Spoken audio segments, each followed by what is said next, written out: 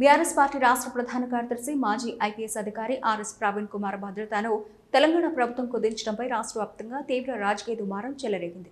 ప్రాణహాని ఉన్నప్పటికీ రాజకీయ కక్షతోనే ఆయన సెక్యూరిటీని తొలగించారని ఆరోపణలు వెలువెత్తుతున్నాయి. ఆర్ఎస్పీకి భద్రతను కుదించడంపై కరీంనగర్లో ఎస్సీ ఎస్టీ మైనారిటీ జేఏసీ ఆధ్వర్యంలో ఆందోళన కార్యక్రమాన్ని చేపట్టారు. తెలంగాణ చౌక్లో కళ్లకు గంతలు కట్టుకుని నిరసన వ్యక్తం చేశారు.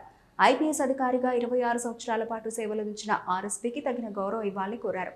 రాజకీయ కక్ష సాధింపులో భాగంగానే భద్రతను తగ్గించారని, వెంటనే తగ్గించిన భద్రతను పునరుద్ధరించాలంటూ డిమాండ్ చేశారు.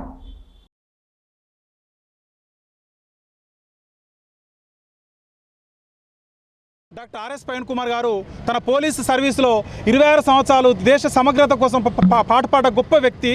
అలాంటి వ్యక్తిపై ప్రభుత్వం కక్ష కట్టి ఈరోజు ఏదైతే ప్రభుత్వాన్ని ప్రశ్నిస్తున్నాడో ఆ ప్రశ్నిస్తున్న విధానం ఇలా రేవంత్ రెడ్డి గారు నచ్చక ఎవరైతే ప్రభుత్వం ప్రశ్నిస్తారో వాళ్ళని ఇలా ఏదో రకంగా ఇబ్బంది పెట్టే ప్రయత్నం చేస్తుంది. దానిలో భాగంగానే డాక్టర్ ఆర్ఎస్ ప్రవీణ్ కుమార్ గారిపై ఇలా పెద్ద కుట్ర పన్ని ఈరోజు ఆర్ఎస్పీ గారికి ఇలా రియల్ ఎస్టేట్ దందాలు 7, తనకు వ్యక్తిగత వ్యసన అలవాటు ఎలాంటి లేవు.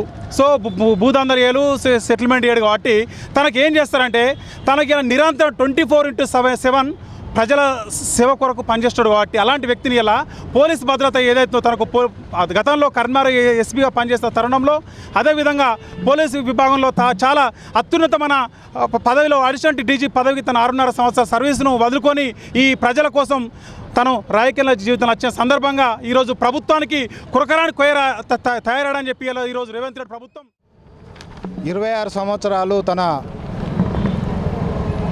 ఐపీఎస్ ఉద్యోగానికి సేవ చేసి దేశ ప్రజల కోసము దేశ సమగ్రత కోసము పాటుపడినటువంటి డాక్టర్ ఆర్ఎస్ ప్రవీణ్ కుమార్ గారి యొక్క భద్రతను తొలగించడం అనేది ఈ సీఎం రేవంత్ రెడ్డికి చేతగానితనంగా చెప్పవచ్చు. ఎందుకంటే రాజకీయ కక్షలో భాగంగానే ఇవాళ డాక్టర్ ఆర్ఎస్ ప్రవీణ్ కుమార్ గారికి భయపడి భద్రతను తొలగించండి చెప్పి మేము అనుకుంటాం. నిజంగా డాక్టర్ ఆర్ఎస్ ప్రవీణ్ గారికి ఏదైనా చిన్న చీమ కుట్టినా కానీ అది రేవంత్ రెడ్డి బాధ్యతే.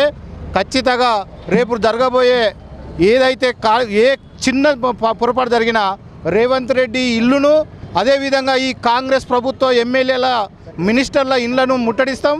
లేకపోతే అయినా దిగిరాకపోతే భద్రత విషయంలో అసెంబ్లీని ముట్టడించైనా కానీ డాక్టర్ ఆర్ఎస్ ప్రవీణ్ కుమార్ గారికి బుల్లెట్ ప్రూఫ్ను కానీ ఎక్స్ కేటగిరీకి సంబంధించినటువంటి ఏదైతే భద్రత కానీ ప్రభుత్వం కల్పించినట్లయితే